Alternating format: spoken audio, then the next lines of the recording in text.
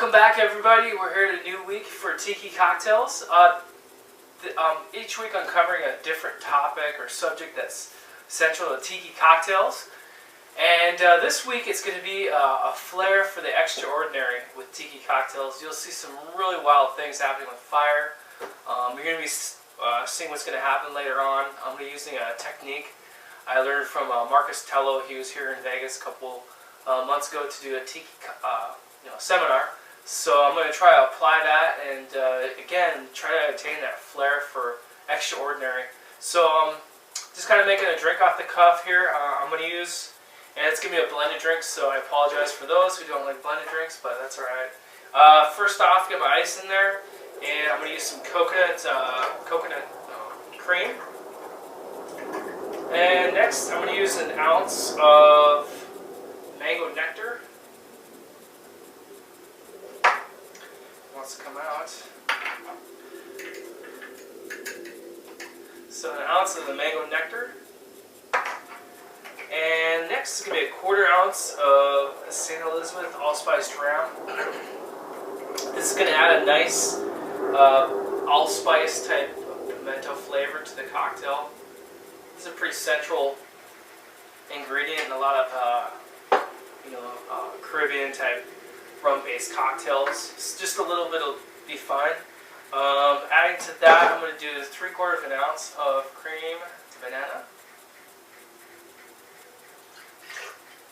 Mangoes and coconuts and bananas go really well together. Next, I'm going to be using 2 different types of rums, which again is another essential component to Tiki cocktails. Blending different types of rums. So I'm using a Puerto Rican white. I'm using Bacardi in this case. Just going to be using 3/4 ounce. And then I'm going to be using an aged Haitian rum, rum Barbecourt, 4-year-old aged Haitian rum. And I'm naming this cocktail Mount Cocotoa. So it's named after Cocotoa, which is a famous volcano. And you'll see why in just a moment here. So let's give this a nice blend.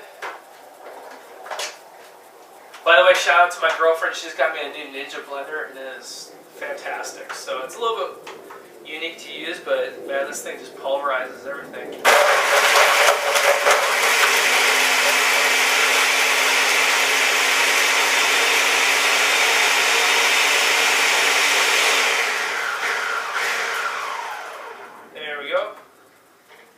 So if you get a chance, get one. Especially if you make a lot of smoothies.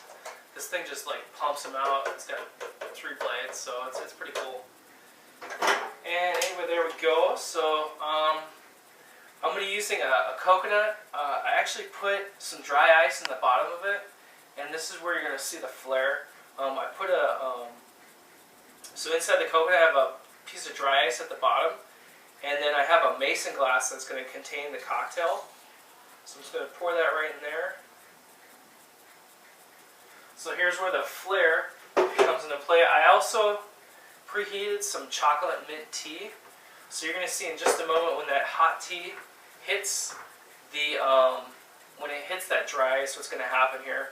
So just pour it down in there, and you get that nice effect. There's a flair.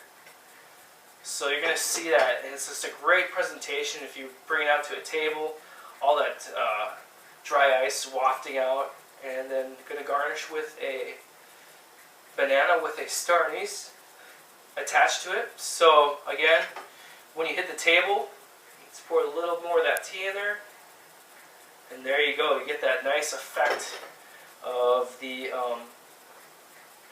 fog rising up out of there. So again, just another topic on Tiki is the flair for the extraordinary, whatever you might do, whether it be in the garnish, the presentation.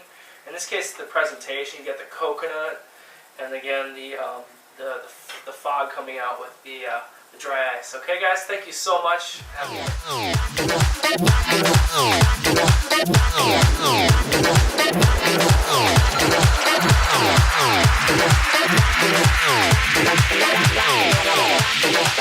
Rock and roll.